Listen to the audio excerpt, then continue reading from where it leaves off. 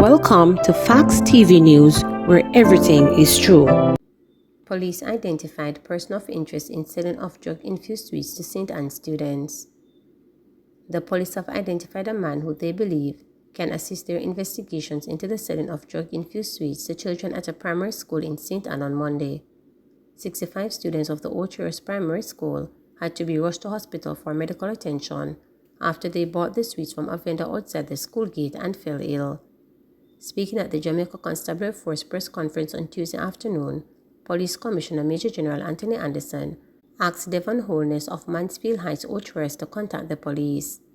He said the constabulary is working assiduously to prevent the spread of the new series of artificial drug which has been circulating in neighboring countries.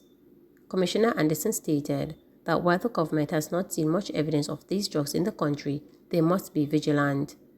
He said these men made the drugs that are more lethal than their natural counterparts.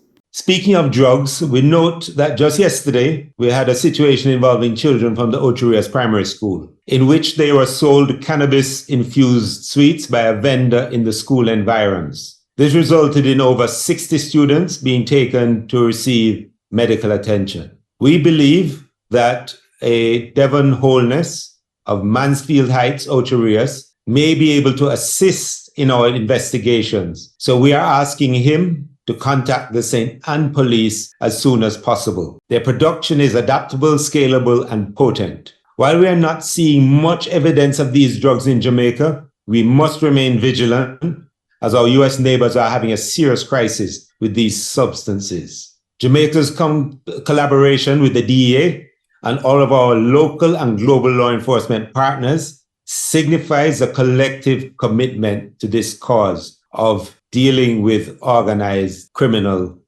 gangs and organizations. A major topic of discussion at IDEC 37 was the escalating threat of synthetic lab-manufactured drugs and the rise in the market for precursor chemicals, which are directly fueling the opioid crisis. These man-made drugs often are more potent and lethal than their natural counterparts and represent a new frontier in the drug trade. Lock them up longer. With the curtains coming down on the Kingsman gang trial, the longest-running matter of its kind in the English-speaking Caribbean to date, Jamaica's Chief Prosecutor Paula Llewellyn, King's Counsel, in expressing relief, says several prime recommendations will be made for amendments to the sentences under the Crime Justice Suppression of Criminal Organizations Act, commonly known as the Anti-Gang Law, to increase the penalty significantly.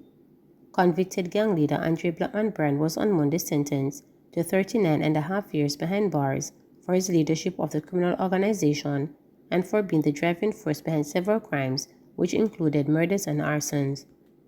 His cronies Dylan McLean, Tommy Taylor, Michael White, Brian Morris, and Lamar Simpson were sentenced to 7 years and 3 months, 9.5 years, 16 years, 18 years and 6 months, and 1 year and 6 months respectively the same day.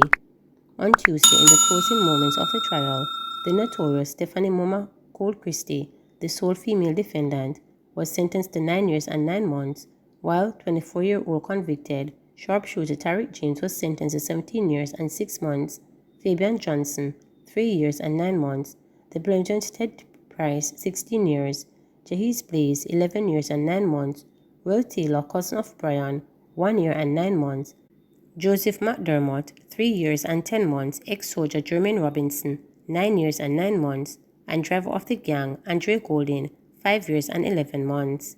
However, while feeling some sense of achievement that the convictions have put a dent in the gang's activity, Llewellyn was not pleased with the sentences.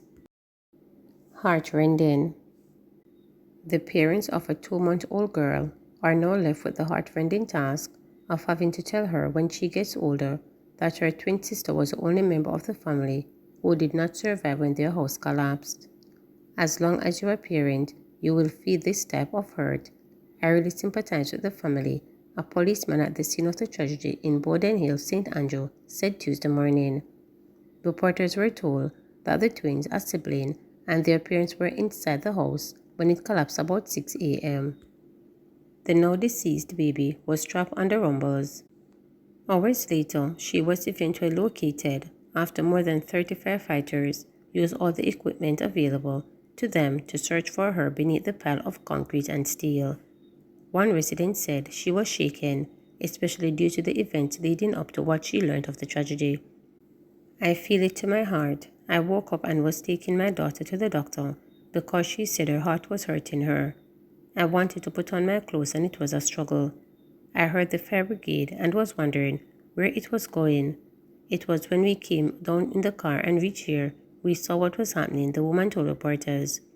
"I really feel it for the family. They said the babies were in an incubator after they were born 2 months ago. They just came home from hospital recently," she added. One firefighter told reporters that the search for the baby was very tedious. "One of the times we heard something like a baby, so we stopped searching and started to listen. But the sun went away and we still continued searching," he said. While the police didn't play a role in the physical search, they played their part because where we overturned by the crowd, they kept the people out of space while we work, the firefighter said, adding that residents assisted them during the process. Reporters learned that the mother of the child is an employee of Borden Hill Primary and Infant School located in the area.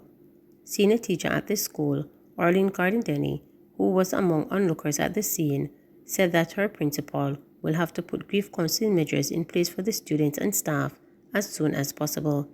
"For us as teachers, we really could not function knowing that all of this was happening. We have students coming from this space, so we just wanted to know that they're okay. It is sad to know what happened. This would take a toll on our students. They are shaken up and asking what is happening and if this can happen again," she said. She claimed that the house collapsed because of the earthquake 2 weeks ago, coupled with heavy rain over recent weeks, which saturated the soil. The tragedy, meanwhile, has been giving rise to questions about current building practices in Jamaica, particularly in Kingston and St. Andrew. Officials, including Mayor of Kingston Delroy Williams, who visited the scene, said the soil appeared to have failed and reminded that all building constructions, whether private or commercial, must receive the proper approvals to protect the lives of citizens. This is indeed tragic. It seems as if the soil failed. We have been having heavy rainfall and the soil is obviously saturated. We always urge people to tender their application for approval whenever they are constructing. You'll be guided by the engineering department of the municipality, and the process we go through is rigid to make sure our buildings are suitable," Williams stated. Firefighters from Stony Hill, Halfway Tree, and Dale Park stations were involved in the search. Patrick Garden, senior superintendent in the Kingston and St. Andrew Division of the Jamaica Fire Brigade, said the call alerted them to the incident came in at 6:23 a.m. and firefighters were immediately mobilized. The terrain was challenging. There are heavy boulders, and you could have seen, but we used the relevant equipment to reach the area. "I must thank the residents who assisted. This is a tragic loss, very emotional. No parent would want to experience this kind of situation," he stated. Please remember to subscribe, like, share, and click the notification